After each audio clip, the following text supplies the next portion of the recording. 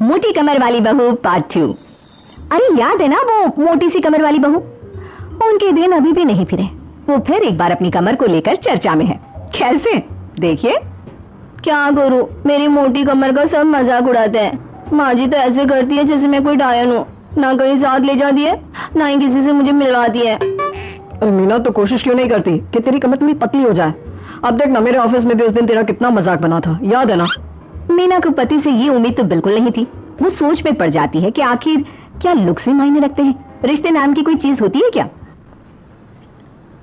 पापा पापा, मेरे स्कूल में फंक्शन है, सबके मम्मी पापा आएंगे, आप भी आना कल। अरे नहीं बेटा, कल तो मेरी जरूरी मीटिंग है, कल नहीं हो पाएगा बेटा। अरे मैं हूँ ना, मैं आ जाऊंगी। क्यों? नहीं माँ, तुम रहने दो, तुम्हारे लिए तो 2-2 चेयर लगाने पड़ जाते हैं और ऊपर से सब तुम्हारा मजाक बनाते हैं। ना बाबा ना, मेरे स्कूल में तो आना ही मत। मीना का दिल तो ये सोचकर और छोटा हो जाता है। वो किचन में जाती है और खाना बनाने लग जाती है। खाना बनाते बनाते उसे मुन्ने के जोर से रोने की आवाज आती है। क्या हो गया मेरे बेटे को? मेरा बच्चा गिर गया है। कितनी बार कहा है कि भागा दौड़ी ना किया कर। मीना जल्दी से बच्चे को उठाती है, उसे कमरे में ले जाती है और सुला देती है। माँ, कल मैं गिर गया था तो किसी ने मुझे नहीं उठाया, सब मुझे डांट रहे थे, लेकिन तुमने मुझे उठाकर यहाँ बेड पर लिटाया और रात भर तेरी कमर में मालिश भी करती रही। तभी तो मैं आज स्कूल के फंक्शन में जा रहा हूँ, नहीं तो कैसे जाता। अच्छा माँ, मैं जा रहा हूँ। बेटा स्कूल चला जाता है। उधर सास। बहू वो क्या है ना, आज मैंने घर में कीर्तन रखा है। तेरी कमर के कारण मैंने सबको बोल दिया है कि तुम मायके गई है। तू जानती है ना कैसे तेरा मजाक बनाते हैं सभी। बहू कुछ नहीं कहती। पर माँ जी, कीर्तन में बैठने का तो मेरा भी मन था। हाँ तो किसी और शहर चली जाना जहाँ तुझे कोई जानता ना हो, वहीं किसी मंदिर में बैठ कर ले लेना हरि का नाम। अच्छा जा, जल्दी से काम पर लग जा। मीना को सास की बात पर रोना आता है, लेकिन देखिए किया भी क्या जा सकता है। हमारे यहाँ तो ये रिवाज है ना, जिसका चेहरा अच्छा वो राजा, नहीं तो सब रंग। घर में औरतें आने लगती है, सब एक एक कर कीर्तन में बैठ जाती हैं। अरे मुन्ना जाता, किचन में मैंने प्रसाद बनाकर रखा है, ले आ। अरे क्या क्या कर लेती हो बहन जी, एक तुम्हारी बहू है बस कमर का कमरा बनाए बैठी है। ये नहीं कि ससुराल में रहकर काम काज निपटाए, जब देखो तब मायके की हवा खाने पहुंची रहती है। तभी दूसरी कहती है, मैंने तो घर में मना कर दिया था कि कोई खाना नहीं खाना, बहन जी के घर कीर्तन है, मैं सबका खाना लेकर आऊंगी, लेकिन यहाँ तो लग रहा है कि प्रसाद के भी लाने पड़े हैं। अरे कर दी ना पागलों वाली बात, खाना भी बना कर रखा है मैंने। अरे कमला, जा जाकर कीर्तन के बाद जो मैंने खाना बनाया है ना सबको लगा देना। अरे बहू से ज्यादा तो आपके साथ ये कमला ही रहती है। हाँ तो क्या अब नौकरानी से करवा दी थी बेटे की शादी। कमला किचन में जाती है, जहाँ बेचारी मीना पसीने से तर खाना पीना और किचन के काम में लगी होती है। कैसी हो भाभी, ऐसी सास के साथ कैसे गुजारा कर रही हो? पता है बाहर कह रही है कि सारा खाना और प्रसाद उन्होंने बनाए हैं। अरे कोई बात नहीं ना कमला, वो क्या है ना, मेरी कमर मोटी है, इसलिए वो मुझे किसी के सामने नहीं ले जा सकती हैं। अरे तो मैं कौन सी सुस्मिता सेन हूँ, लेकिन देखो मेरी सास मुझे कितने गर्व से मिलाती है सभी से। देखो मीना भाभी, आपको सबने ये बता रखा है कि आप अच्छी नहीं हो, सुंदर नहीं हो, लेकिन बात ये कि आपका चेहरा इतना प्यारा है कि क्या कहूँ। पता है भाभी, आपके चेहरे के नूर से तो सारा मोहल्ला रोशन है। मीना को बहुत दिनों के बाद किसी के प्यार के 2 बोल सुनने मिले थे। वो खुश हो जाती है और कमला से दिल से बात करने लगती है। पता है कमला, जब मैं कॉलेज में थी ना तो एक बार मेरी तस्वीर अखबार में छपी थी। मैं फूलों की प्रदर्शनी देखने गई थी, तो वहाँ किसी ने फूल के साथ मेरी फोटो खींची थी और लिखा था फूल से भी सुंदर। लेकिन अभी भाभी आप ऐसी हो, फूल से भी सुंदर। अरे कमर मोटी है तो क्या हो गया, क्या सब में सारी खूबियां होती है? अपनी सास को ही देख लो, ऐसा लगता है जैसे चूल्हे में कोयला जल गया हो।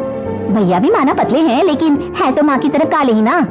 वो तो भला हो भगवान का कि मुन्ना आप पर गया है, गोरा और सुंदर। मीना को कमला की बात समझ में आ रही थी। पहली बार किसी ने उससे अच्छे से बात की थी तो उसे रोना आ जाता है। भाभी एक काम करो ना, कुछ दिन के लिए मायके होकर आओ। यहाँ तो ना भैया को आपकी कदर है ना ही सास को, और बेटा भी आपको इन लोगों के कहने पर दूर ही रखता है। मीना को कमला की बात ठीक लगती है।